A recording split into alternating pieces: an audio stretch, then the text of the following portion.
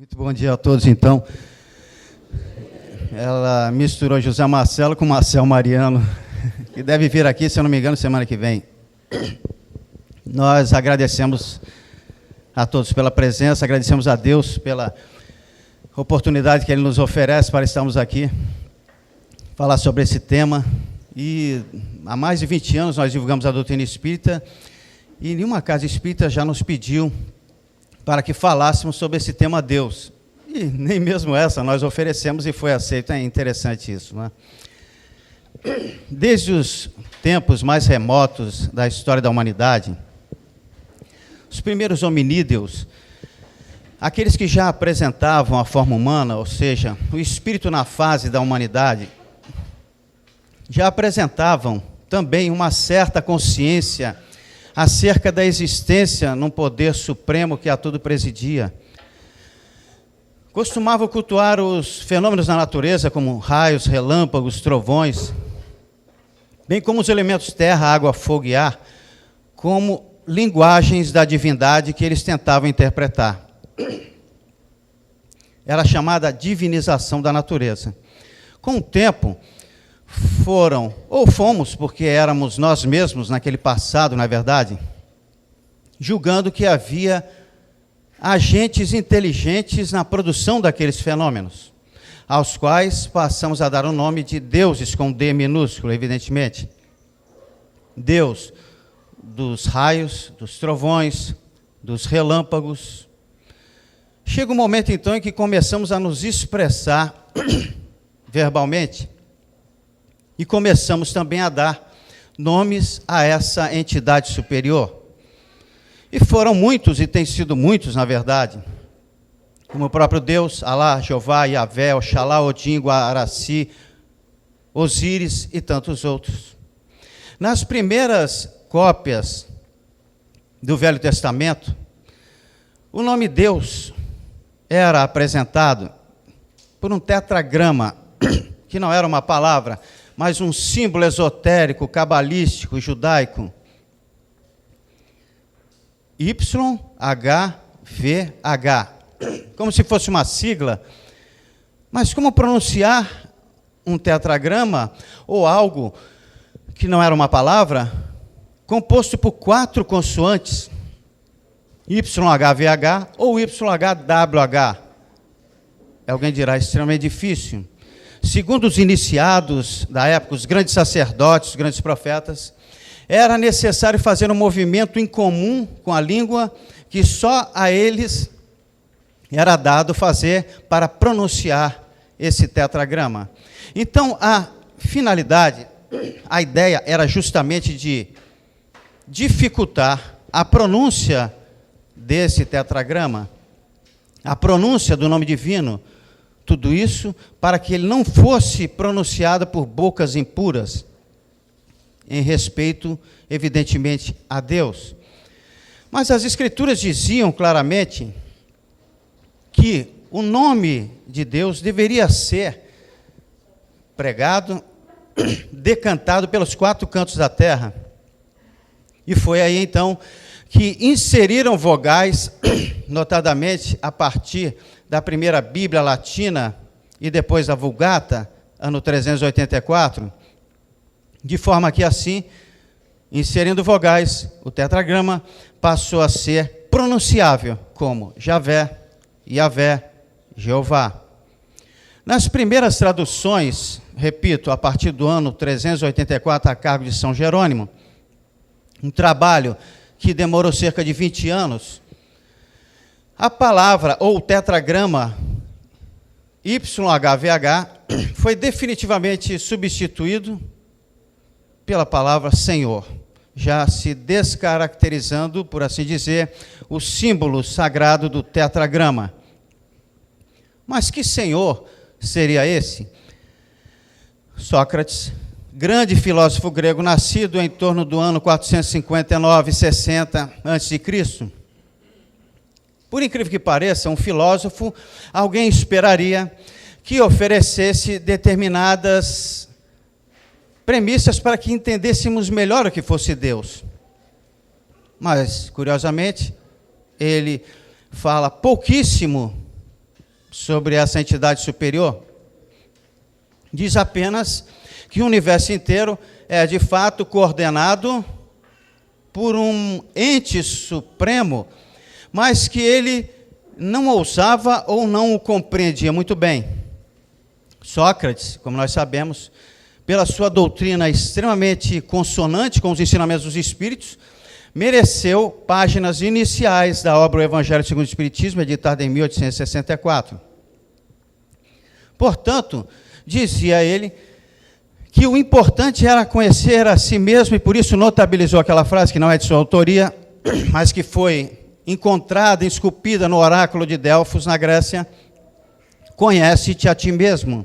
Porque dizia ele que somente poderíamos compreender o Criador através da criatura. Essa é uma grande verdade. Platão, seu discípulo, nascido em torno do ano 428 a.C., é bom que se diga que Sócrates nada deixou por escrito. Foi a tradição verbal, Platão sim. Platão também dizia algo muito sucinto sobre Deus, afirmando que ele era o princípio, o meio e o fim de todas as coisas. No Apocalipse, palavra grega que significa revelação, porque foi escrito em grego na ilha de Patmos por João, lá ele nos diz que Deus é o alfa e o ômega, ou seja, a primeira e última letra do alfabeto grego. O que era, o que é e o que há de ser. Ficamos na mesma, na verdade. No Evangelho, João já tenta descobrir um pouco da essência divina, dizendo que, na realidade, Deus é Espírito. Vejam bem a sutileza dessa expressão, porque ele não diz Deus é um Espírito, porque seria alguém como nós. Nem o Espírito, porque seria o único Espírito. Ele diz é Espírito. Deus, gramática, sujeito, é verbo de ligação. Espírito, predicativo do sujeito. Por que eu digo isso? Porque é um predicato, um predicativo do sujeito. A palavra Espírito aqui está relacionada à essência imaterial de Deus. Já repararam que, em decorrência da nossa fragilidade verbal, mental, evolutiva, nós acabamos definindo Deus por suas qualidades, por seus atributos? Não é verdade? Deus é fiel, Deus é amor, Deus é zeloso. Entretanto, apesar de reconhecermos essas qualidades absolutamente positivas, que denotam a perfeição divina, no decorrer das nossas sucessivas encarnações, acabamos construindo no nosso imaginário um Deus antropomórfico. O que é isso? Um Deus feito à nossa imagem e semelhança, e, portanto, pleno de imperfeições. E esse Deus antropomórfico, por exemplo, muito bem estabelecido no Velho Testamento, é um Deus que se vinga, que se encoleriza, que lança pragas, que conduz irmãos a assassinarem seus irmãos. Um Deus, infelizmente, que favorece a uns, que lhe rendem louvores em detrimento de outros. Observemos, por exemplo, esse nome tão cultuado por profetantes de outras religiões, a história verdadeiramente sanguinária do rei Davi, um homem capaz de erguer salmos maravilhosos, em que ele exorta poeticamente a beleza de Deus, o poder divino, mas ao mesmo tempo extremamente sanguinário, cruel, até para os moldes militares da época, quando atacava todos os povos vizinhos aos seus, porque não compactuavam com a crença naquele Deus que era o seu Deus pessoal. Os profetas do Velho Testamento nos apresentam um Deus efetivamente onipresente, está em toda parte, onipotente, tudo pode, onisciente, sabe de todas as coisas. Entretanto, várias citações demonstram um Deus incoerente, por exemplo, um Deus mudando de ideia. Um Deus se arrependendo, entre aspas, do mal que havia dito fazer e não fez. Um Deus sacrificando animais, aceitando o sacrifício de animais, como holocaustos. Vejam bem, esse é um Deus antropomórfico. Diga-se de passagem, nós mesmos, ainda porque é uma sequência reencarnatória de hábitos linguísticos, culturais, ainda guardamos uma imagem antropomórfica de Deus. De que maneira? Quantas vezes já não ouvimos dizer os olhos de Deus estão por toda parte? Deus não tem olhos, não é verdade? Mas nós lançamos uma figura antropomórfica, física nossa em Deus. As mãos de Deus, o dedo de Deus, a voz de Deus. E Jesus, que Deus nos apresentou? Na obra Gênesis, Kardec nos diz essa, que foi editada em 1868, que Jesus não era absolutamente médium na acepção comum que se dá a essa palavra, pois que pergunta, que espírito ousaria insuflar os pensamentos? Se era médium de Deus. Sim, porque através de Jesus, a vontade de Deus e o poder divino se fazia escoar de maneira absolutamente cristalina, de modo que podemos ver e sentir Deus, sim, no sorriso de Jesus, no semblante de Jesus, na bondade de Jesus, no amor incondicional de Jesus por nós, no conhecimento moral e intelectual de Jesus, na pureza espiritual de Jesus, e por isso ele afirmou, eu e meu Pai somos um. Jesus, na condição do Espírito mais perfeito, que Deus nos ofereceu como guia e modelo, questão 625 do Livro dos Espíritos, também nos ofereceu uma ideia muito mais avançada, progressista, futurista, acerca de Deus. Foi ele o primeiro judeu a chamar Deus de Pai. Não há registro qualquer anterior a Jesus, de qualquer hebreu, de qualquer sacerdote ou profeta que tenha chamado Deus de Pai, o que era uma heresia. Em aramaico, a palavra é Abba. Abba era uma expressão utilizada pelos filhos daquele povo para se dirigirem aos seus pais de maneira carinhosa. O equivalente a paizinho, ou na Bahia, painho, ou seja, Jesus chamava Deus de painho. Vejam bem a intimidade. A palavra Abba surge 156 vezes somente no Evangelho de João. Mas Jesus, com isso, não desejou apenas ser simpático, carinhoso, demonstrar afinidade paternal com Deus, não. Nenhuma palavra de Jesus teve apenas um aspecto temporal, passageiro, fugidio. Ele quis dizer para todos nós, no passado e na atualidade, de que Deus, acima de tudo, é nosso Pai, a característica principal de Deus. Não mais aquele Deus que se vingava, que se encolerizava, mas um Deus especificamente paternal. E quais seriam as outras características de Deus, segundo Jesus, segundo os apóstolos? Iniciemos pela prece famosa, como Jesus nos ensinou a orar. Observem, já na primeira expressão da prece que ele nos ensinou, da oração que ele nos ensinou, já elimina a ideia que muitos defendem de que ele seria o unigênito de Deus, o Filho único de Deus, criado puro, sem imperfeições. Porque ele não diz Pai meu, mas Pai nosso. Percebam a sutileza dessa expressão. No momento em que ele diz Pai nosso, ele se coloca naturalmente como nosso irmão, mas um irmão maior. O Deus que Jesus nos apresentou é, sobretudo, um Deus de amor, esse amor que se manifesta nas mais variadas formas. João diz, Deus é amor, esse amor pleno, incondicional, perfeito, tão distante ainda das nossas concepções, da nossa prática diária. Paulo de Tarso, ao escrever aos Coríntios, ele afirma que o amor de Deus vem até nós sob a forma de misericórdia. Mas escrevendo aos Hebreus, ele afirma também que o amor de Deus vem até nós sob a forma de correção. O que seria essa correção? Aquilo que entendemos como prova e como expiação. Aí também está se manifestando o amor de Deus. João nos fala sobre o perdão paternal divino, porque Deus também é perdão. E eu simplesmente me indagava todas as vezes, quando nós pedimos perdão a Deus, como podemos saber que Ele aceitou o nosso perdão, não é verdade? O feedback, o retorno. Alguém dirá, quem cala consente. Deus não disse nada, então Ele aceitou o perdão. Não é interessante isso? Já fiz a minha prece, já pedi perdão a Deus. Estou livre.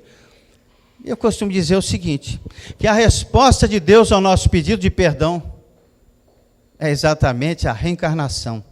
Eu perdoo, mas vai. Reconcilia-te com o teu adversário enquanto estivesse com ele a caminho. Enfim, é, sobretudo, paternal o sentido mais amplo da palavra Deus. Por isso ele afirmou, qual dentre vós, tendo um filho a lhe pedir pão, lhe dará uma pedra? A lhe pedir peixe, lhe dará uma serpente? Pois bem, vós, sendo maus, sabeis dar boas dádivas aos vossos filhos, muito mais vos dará o vosso Pai Celestial. O Deus que Jesus nos apresentou também é onipresente. Ele se encontra em toda parte. Costumamos dizer isso sem analisar exatamente o que significa. A fala de Paulo de Tarso, no livro de Atos dos Apóstolos, capítulo 17, versículos 27 e seguinte, nos fala sobre essa onipresença divina de uma maneira absolutamente natural, porque ele sentia essa presença, essa onipresença, quando ele diz, nele vivemos, nos movemos e existimos. Imaginem quando nós vivermos por essa crença, vivermos com essa realidade fincada nos corações, enraizada em nossas almas. Porque muitas vezes acreditamos que Deus esteja muito longe de nós, muito distante. Mas na verdade, estamos mergulhados no poder divino. Paulo de Tarso falava de maneira simples sobre aquilo que o Espiritismo nos diz, estamos imersos na essência divina. Essa é a grande realidade. O Deus apresentado por Jesus também é onisciente e presciente. Ele sabe de todas as coisas de que necessitamos, muito antes de lhe pedirmos em nossas preces. Costuma-se dizer, não cai uma só folha de uma árvore que não seja do conhecimento divino. A cabala judaica, que reúne ensinamentos profundos dos primórdios da história dos hebreus, os cabalistas, judeus cabalistas até hoje, que creem na reencarnação, nos diz que Deus é o inteligível supremo. Vejam bem, dificuldades ainda para definir Deus. Inteligível supremo é uma qualidade. Os esotéricos afirmam que ele é um incriado gerante, aí já podemos entender melhor. O incriado porque ninguém o criou. Vejam bem o que seja isso. Imaginar alguém ou algo que existe por si só, como é difícil. O incriado, que não foi criado por ninguém, porque senão haveria alguém maior do que ele. E gerante porque criou tudo que existe. Eu assistia a um documentário sobre os zen budistas. E nesse momento, o líder zen budista no Canadá conversava exatamente sobre a existência de Deus e sobre essa realidade tão decantada de que ele criou o universo. Então, como os zen budistas têm a prática de refletir sobre cada palavra e cada ensinamento, profundamente pela reflexão, pela meditação, ele perguntava ao repórter, sim, podemos até crer nisso, muito embora seja algo em que creiamos sem saber exatamente o que é. Deus criou o universo, tudo bem. Mas eu pergunto, de onde ele criou o universo? Sim. Por quê? Quando ele criou o universo, ele estava em outro lugar para ter criado o universo, concordam? Então ele não estava no universo porque o universo ainda não existia. Então ele estava em outro lugar e perguntava então o líder zen budista, que lugar seria esse? Não é de acabar com a mente de qualquer um, nem tentem pensar nesse negócio em casa. Por isso é que Johann Goethe, filósofo e pensador alemão, ele afirmava, Deus é desconcertante. E é verdade. Deus é desconcertante. E o ser humano, complementava ele, tem a seu respeito somente uma noção vaga e aproximada. É exatamente isso, ainda hoje. Nós costumamos dizer Também sem refletir muito sobre isso, que Deus é eterno, imutável, imaterial, único, todo-poderoso, soberanamente justo e bom, é onipresente, está em toda parte, onipotente, tudo pode, onisciente, tudo sabe, não é verdade? Mas aqui já refletimos exatamente sobre cada expressão que acabamos de dizer? Muito provavelmente não. Entretanto, a doutrina espírita, a partir de 18 de abril de 1857, começou a nos oferecer uma ideia muito mais avançada acerca de Deus. Na verdade, complicou as coisas, porque a base da filosofia é desdobrar ensinamentos para se aprofundar cada vez mais. A primeira pergunta do Livro dos Espíritos, por si só, já foi extremamente desafiadora, porque, vejam bem, até para as perguntas, é bom que se diga, Kardec era intuído pela espiritualidade, porque ele não sabia exatamente o que perguntar, porque era uma doutrina nova. E então ele pergunta o que é Deus, o que é Deus, tanto faz. O aí, artigo, tem uma função meramente conotativa. O que é Deus já foi revolucionária, porque ele não perguntou quem é Deus. E o que ele fez ao indagar o que é Deus? Reformulou totalmente a nossa concepção até então sobre Deus, porque descobrimos que ele não é um alguém, ele não é quem, ele é um algo misterioso para nós. E os espíritos se limitam a responder que ele é a inteligência suprema, causa primária de todas as coisas. Mais do que isso, não podemos compreender ainda. Mas podemos tentar. Na quarta questão do Livro dos Espíritos, eles nos dizem o seguinte, quando fazem a relação entre Deus e o universo.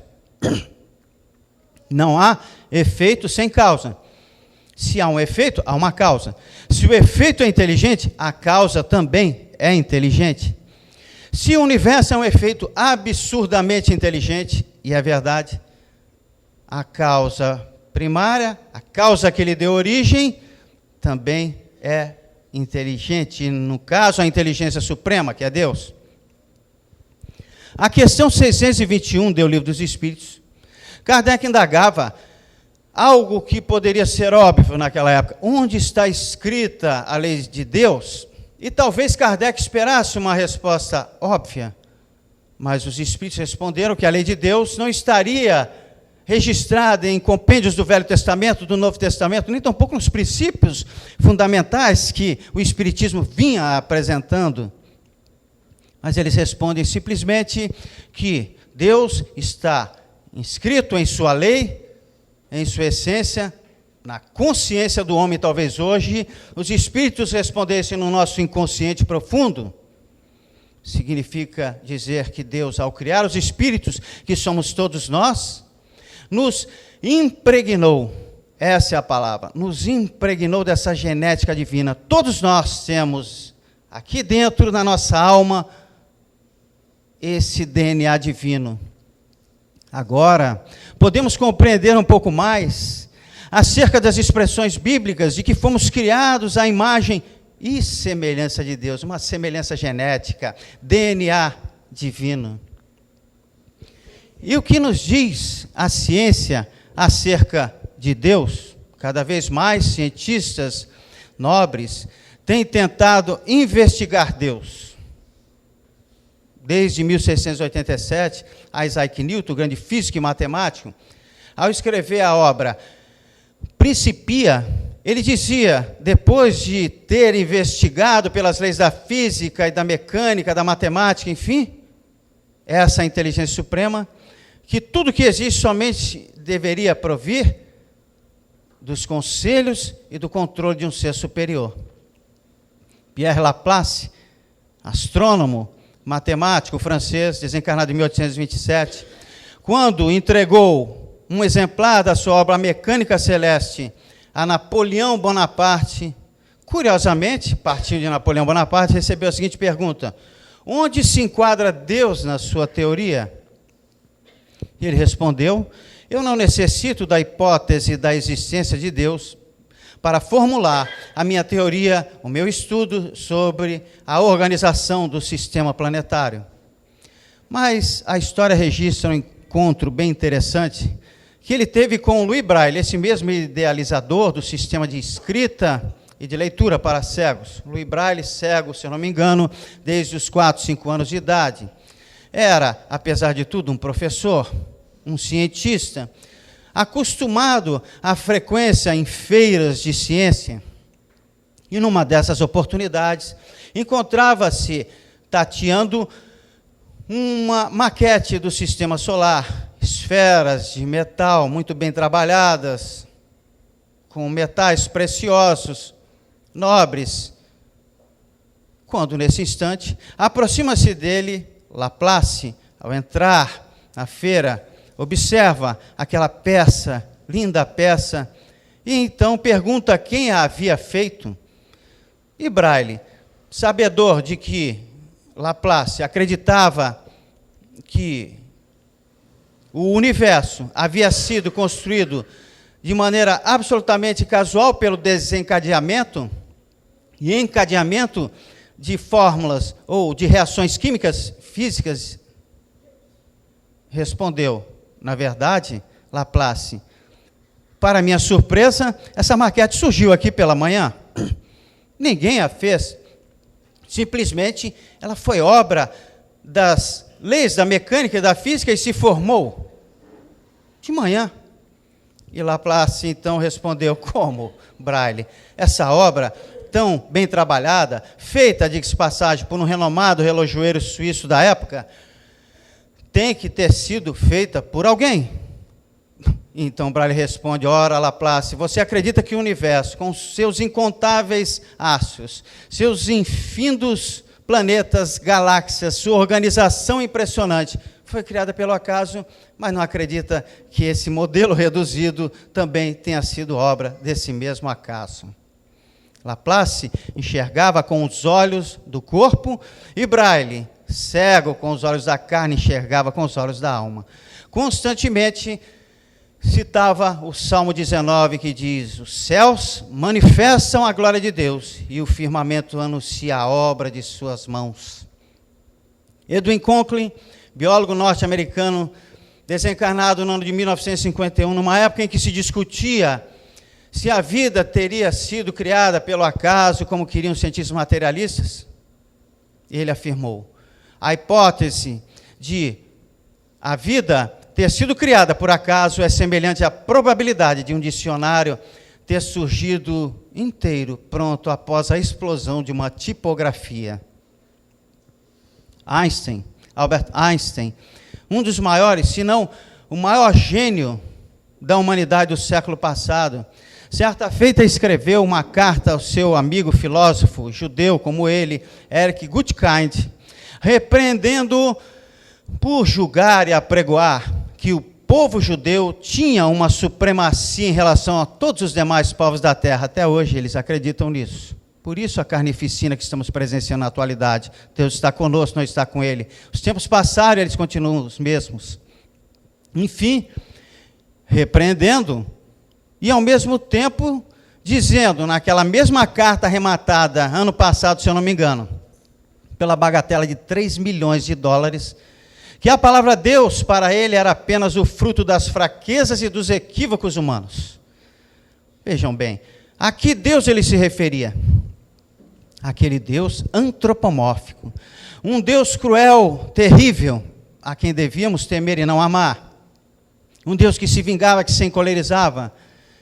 Ele, como judeu, havia sido ensinado a crer nesse Deus. E então apressaram-se em dizer que ele era ateu. Mas ele disse, Deus, para mim, é um poder racionalmente superior, que se manifesta num incompreensível universo. Hoje muito se fala na teologia da ciência. É a ciência tentando compreender Deus, tentando se aproximar de Deus, que foi idealizada por Michael Keller, que ganhou da Fundação Templeton um dos maiores prêmios até hoje dado a um cientista, $1,600,000, nada mal. O lema da teologia da ciência é: a ciência encontrou Deus. Ora, a ciência encontrou Deus. Esse, na verdade, é o objetivo da ciência. E como eles chegaram a essa conclusão? Cientistas renomados dos mais variados países disseram: como nós sabemos, o universo surgiu pela expansão, que muitos chamam vulgarmente de explosão, mas a expansão de um único átomo, é impressionante isso, que continha toda a energia do universo. E eles disseram que foi Deus quem criou esse átomo. Então foi Deus quem criou o universo. Mas eles chegaram a essa conclusão depois de terem analisado diversas teorias científicas acerca da criação e, por exclusão, alcançaram essa conclusão.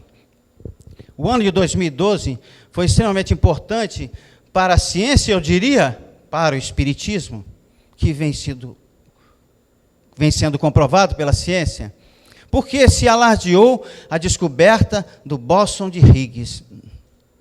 E vocês dirão, esse camarada vai falar em física agora, mas é preciso. O bóson de Higgs, bóson é uma partícula, um tipo de partícula, que teve esse nome em homenagem ao físico britânico Peter Higgs, que em 1964 sugeriu a existência, mas não havia tecnologia para comprovar a sua teoria, a existência desse campo, desse oceano. Vão se habituando com esses termos. Esse campo de Higgs, esse oceano de Higgs, porque tem tudo a ver com a doutrina espírita. Segundo ele, chegou à conclusão de que havia esse campo quando, por intuição, recebeu quase todo o texto. Vejam bem, comunicação com os espíritos superiores, quando ele passeava pelas montanhas da Escócia. Finalmente, no ano de 2013, ele, Peter Higgs, bem como François Engler, que também fazia pesquisas nessa área, foram laureados com o prêmio Nobel daquele ano. Mas antes de falar no bóson de Higgs, vamos falar em átomo. Lá vem esse camarada falar em física outra vez, mas tem tudo a ver conosco. Lá está a questão 540 do Livro dos Espíritos, que nos diz o quê? Que o arcanjo, o que é o arcanjo? O espírito puro, o espírito que um dia seremos, depois de ter trilhado inúmeras reencarnações, começou pelo átomo. Olhem bem, o átomo primordial, de que se serviu Deus para criar todas as coisas, inclusive nós.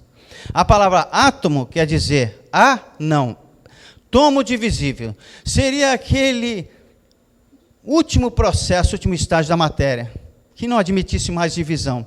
Seria aquele grão de arroz que fôssemos martelando até termos uma partícula tão pequena. Agora eu não posso mais dividir isso.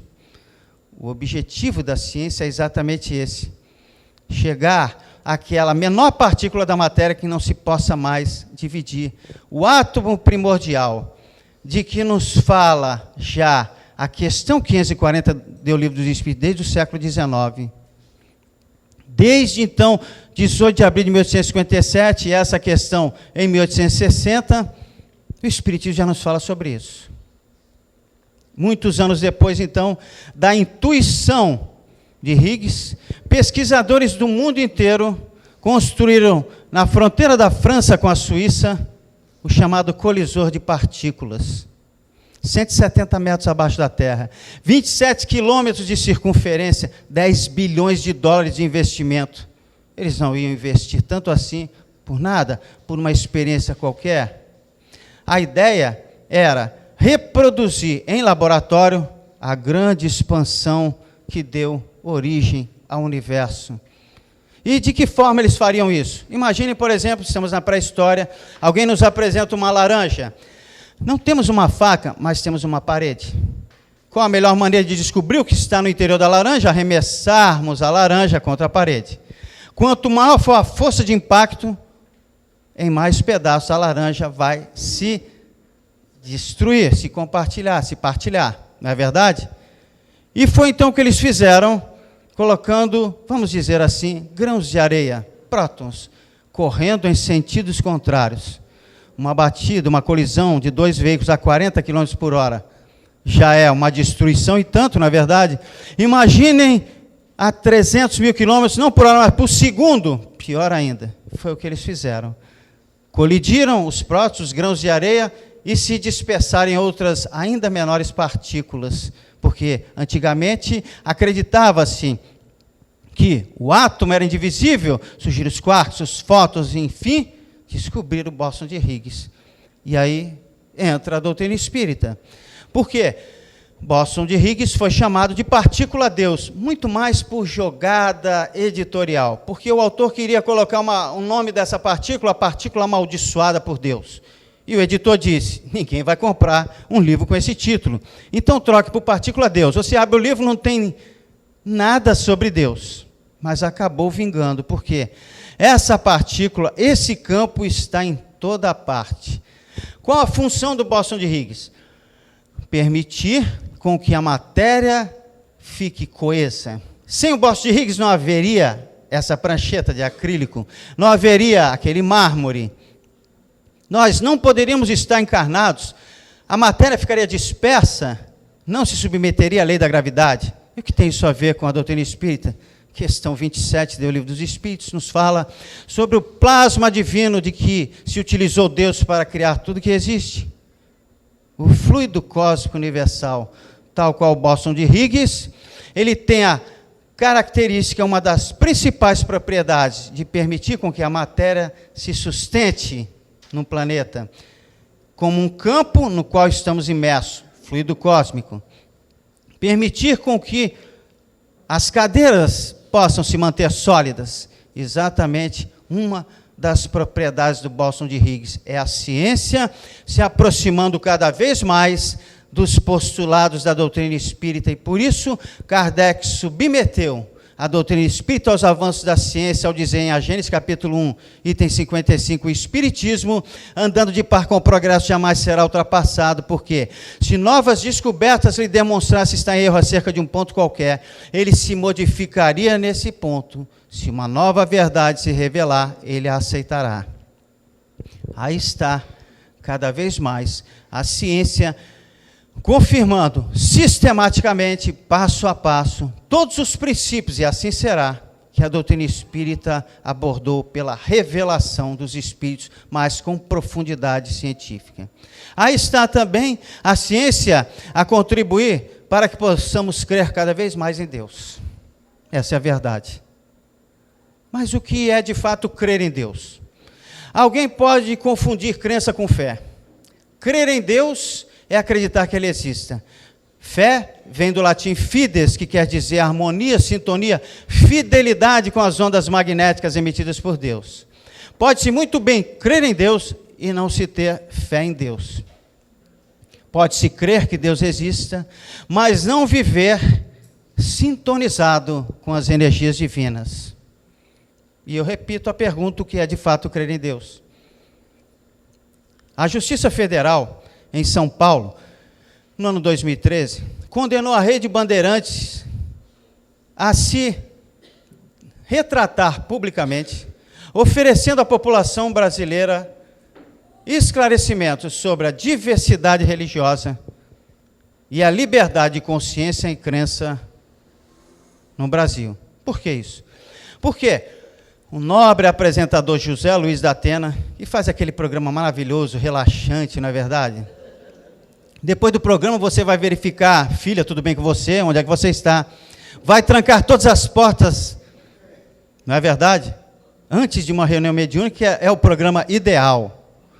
Pois bem, ao anunciar um daqueles dissabores tão constantes aqui nesse planeta de provas e expiações, notadamente nesse país de provas e expiações, ele soltou a seguinte pérola: assassinatos como aqueles ocorriam porque, abram aspas, o sujeito que é ateu não tem limites, vinculando o ateísmo à criminalidade. Os ateus, então, fizeram uma denúncia, encaminharam ao Ministério Público, aceitou a denúncia, foi para a Justiça Federal e ele foi condenado, na verdade, a prestar esclarecimentos. Vejam bem a concepção totalmente equivocada que muitos têm acerca da crença em Deus. Por quê? Crer em Deus, infelizmente, não é garantia de um comportamento absolutamente cristão, um comportamento justo?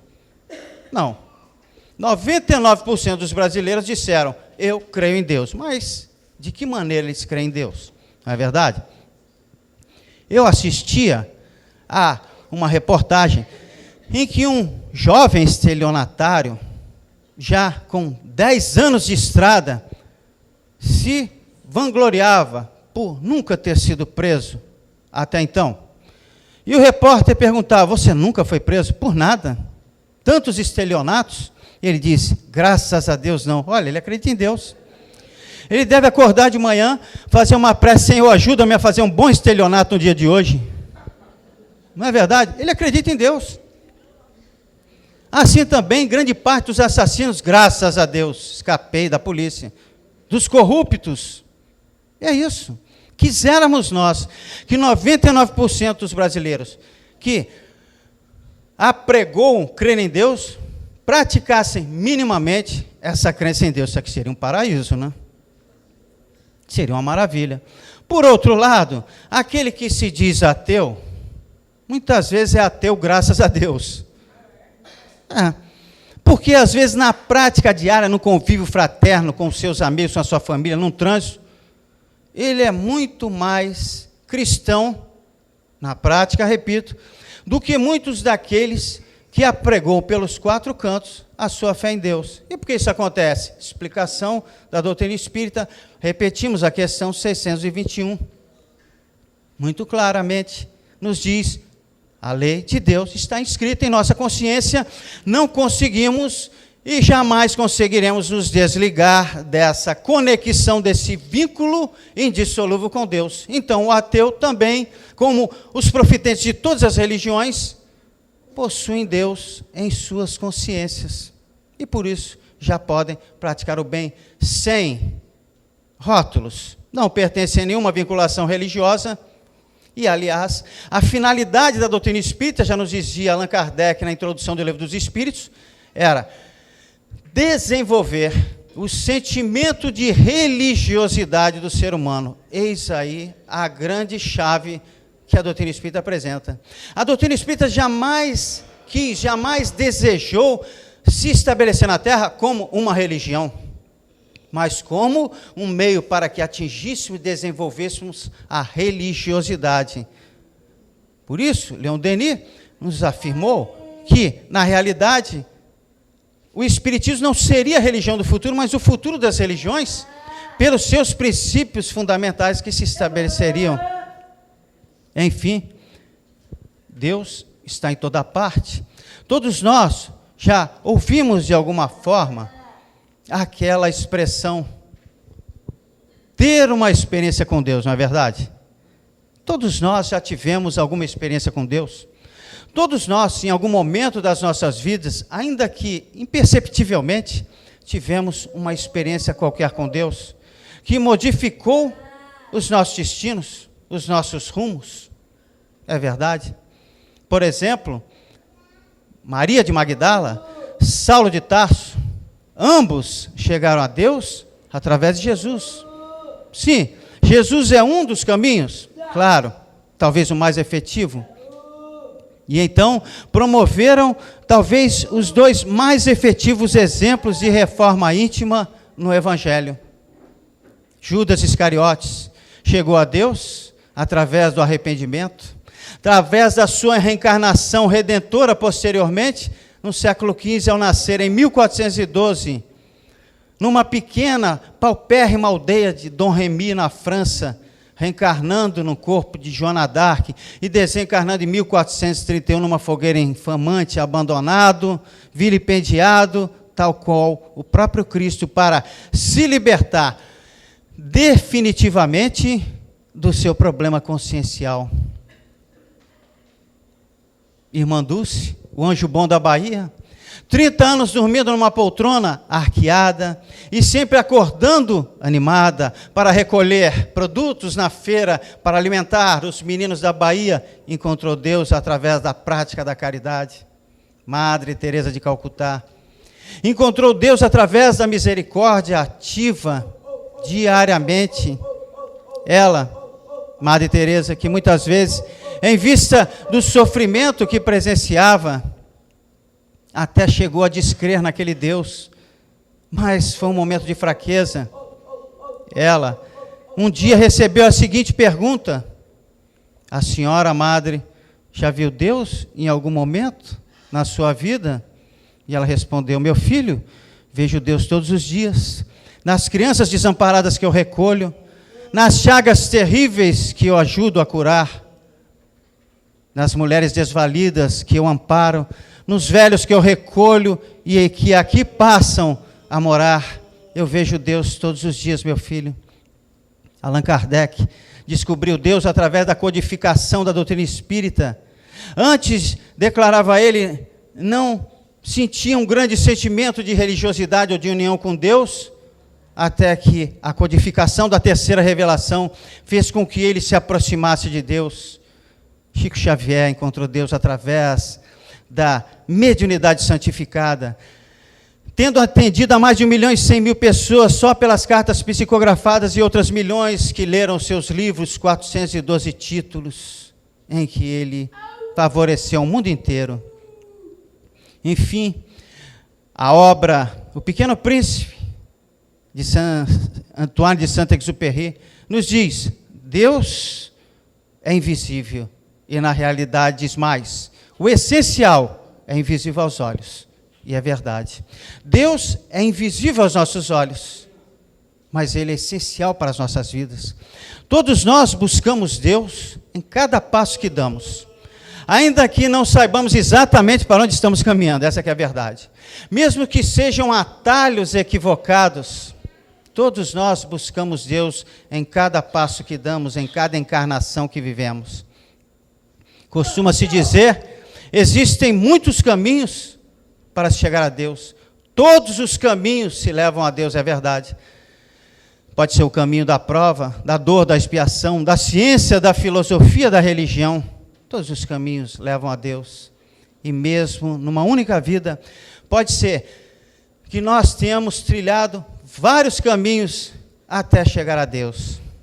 E é sobre isso que nos fala Adélio Neves, em suas palavras simples, singelas, mas efetivas, ao dizer: Deus, passei tanto tempo te procurando, não sabia onde tu estavas, olhava para o infinito e não te via, e pensava comigo mesmo: será que tu existes? Eu não me contentava e na busca eu prosseguia. Tentei encontrar-te nos templos e nas religiões, lá também tu não estavas. Busquei-te através dos sacerdotes e pastores, também não te encontrei. Então senti-me só, vazio, desesperado e descri, mas na descrença te ofendi. Na ofensa tropecei, no tropeço caí, caindo senti-me fraco, busquei socorro. No socorro encontrei amigos, nos amigos descobri carinho, com carinho vi nascer o amor. Com amor me deparei com um novo mundo, e nesse novo mundo eu resolvi viver. O que recebi, resolvi doar. Ao doar, mais ainda recebi, recebendo senti-me feliz. Feliz, encontrei a paz. E tendo paz, foi que enxerguei que dentro de mim é que tu estavas, foi em mim que eu te encontrei. Muito obrigado a todos e até uma próxima oportunidade, se Deus quiser.